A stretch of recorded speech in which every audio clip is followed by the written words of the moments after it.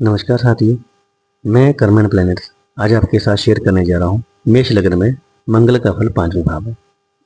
साथियों, यदि आपके लगन चार्ट में पहले हाउस में 1 लिखा हुआ है और 5th हाउस में मंगल जी विराजमान है, तो ये आपकी मेष लग्न में मंगल 5th हाउस में बैठे हुए हैं, आप बता सकते हैं।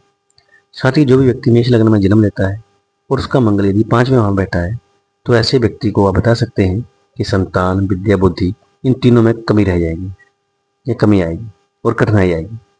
इसका कारण यह है कि यहाँ पर सूर्य की सिंह राशि पड़ती है, जिसके कारण क्या हो जाता है कि सूर्य मंगल का मित्र होने से ऐसी स्थिति बन जाएगी कि उसको संतान, विद्या, बुद्धि इन तीनों में कमी आएगी जब भी मंगल 5th हाउस में होंगे।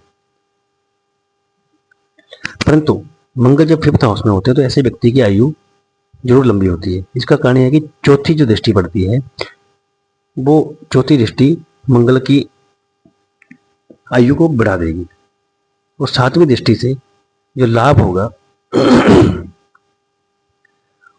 उसको प्राप्त करने के लिए व्यक्ति को थोड़ा संघर्ष करना पड़ेगा, क्योंकि 7वीं दृष्टि मित्र दृष्टि बन जाती है।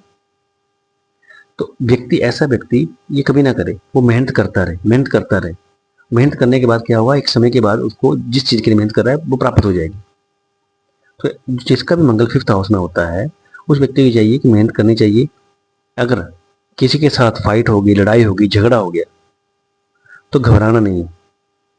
यदि आप सही हैं तो उस लड़ाई को लड़ो। अगर आपको कुछ सता रहा है तो आप उसका विरोध करो। एक समय के बाद आपको उसमें जीत प्राप्त हो जाएगी, इस बात में कोई शंका नहीं। क्योंकि 7वीं दृष्टि जो है वो लाभ भाव को देखने वाली दृष्टि है मंगल की, और ये मित्र दृष्टि है। यहाँ से 100% संघर्ष के बाद अवश्य ही आपको लाभ होगा, इसमें कोई दो राय नहीं। साथियों, अब मैं आपको बताने जा रहा हूँ कि मंगल जिसका 5th हाउस में होता है उसका व्यय अधिक होता है इनकम से ज़्यादा।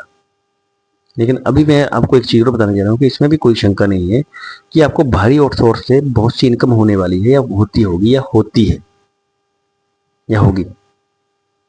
यदि आपका मंगल 5th हाउस में बैठा है तो इस बात को अपने पल्ले बांध लो कि आपके कुछ ऐसे सोर्सेज होंगे, आउटसोर्सेज होंगे, जिनसे आपको इनकम होगी। जो भी आप पक्का काम करते हैं, नौकरी करते हैं या कोई प्रोफेशनल बिजनेस करते हैं, तो क्या होगा कि आपका जितना भी कमाया हुआ प्रॉफिट है उसका काफ़ी हिस्सा आपके अपने खर्चों में लग जाएगा। परंतु फिर से उसी महीने कुछ ऐसा होगा कि आपको अचानक लाभ हो जाएगा भारी आउटसोर्स से।